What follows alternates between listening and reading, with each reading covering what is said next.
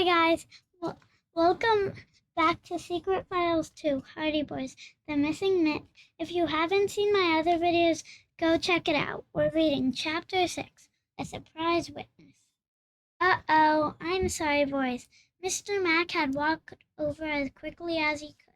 Lucky had Frank pinned to the ground. She licked his face all over. Frank tried to tell Lucky to get off, but the dog was tickling him so much he couldn't get a word out. Joe was laughing so hard he had to sit down. Lucky, down girl, down. Friendly. Mr. Mac was able to pull his dog off Frank. Gosh, Frank, I'm sorry, said Mr. Mac. Every time we see you, we knock you down. I hope you're not hurt. It's okay, Mr. Mac. I'm fine, said Frank. That was the funniest thing I've ever seen all day, said Joe. He laughed as Frank finally got up off the ground and brushed the dirt off his uniform. To show there were no hard feelings, Frank called Lucky over and patted her on the head. Watch out, Frank. It's that stick you've got. Lucy thinks that means you're going to play fetch. That's why she tackled you. I was wondering where she dropped that stick. We were playing with it earlier. Lucky leaped up on Frank again. She was so big her paws were on Frank's shoulders. Here you go, girl. Frank gave Lucky the stick. She raced off into the woods behind the baseball diamond, back near where they had first seen her and Mr. Mac earlier that morning. Where is she going?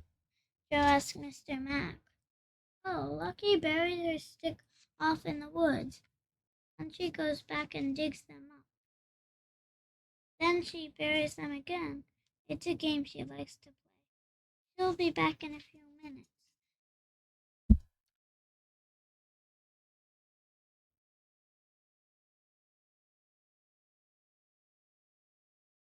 Be back in a few minutes. So what are you guys doing out here still?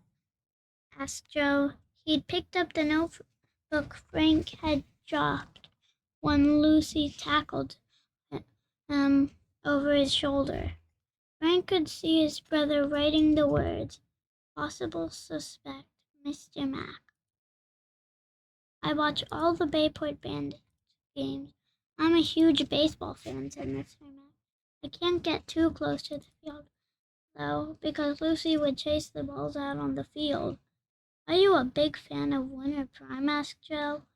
Frank could see him writing on the word motive in the notebook.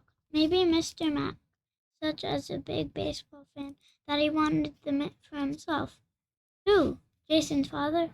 I've heard he played baseball, but I don't follow the major leagues. Just the local teams. I used to be a little league coach myself about 40 years ago. Joe crossed out the word motive. It didn't seem like Mr. Mac was their suspect. He was just a fan. Besides, if he had a mitt, the boys would see it. He didn't even have a bag with him. With his cane, he couldn't have run away and hidden the mitt. All around them, the families and the players on both teams were beginning to arrive. Some sat on the bleachers and others brought blankets and had picnics out by the field. Joe and Frank waved to their parents, who had taken up their usual spot on a blanket near the bandits' bench so they could watch both Joe and Frank at the same time. Pretty soon the game was going to start, and there no closer to finding Jason Smith.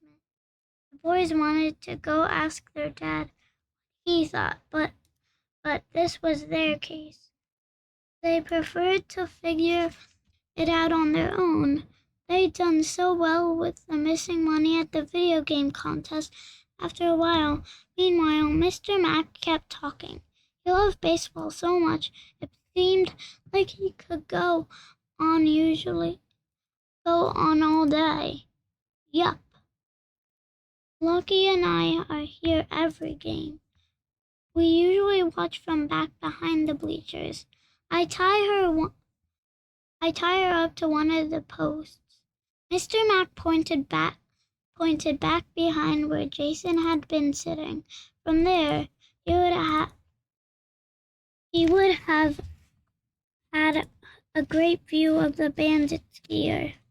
Hey, said Frank, were you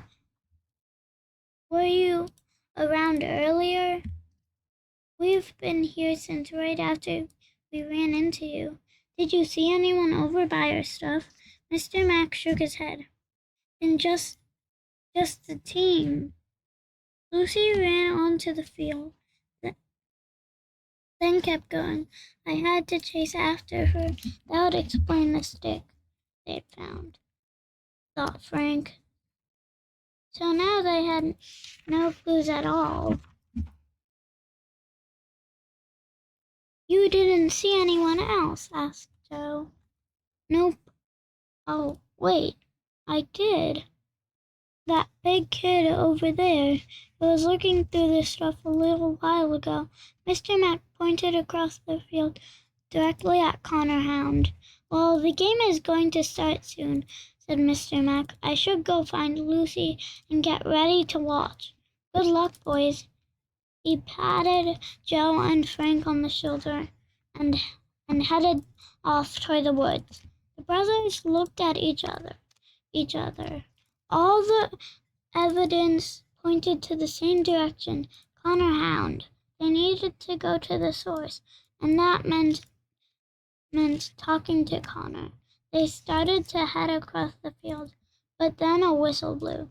Line up, shouted Coach Quinn. The game was about to begin. That's it for today. If you'll see last time, I would love it. Bye! And don't forget to subscribe.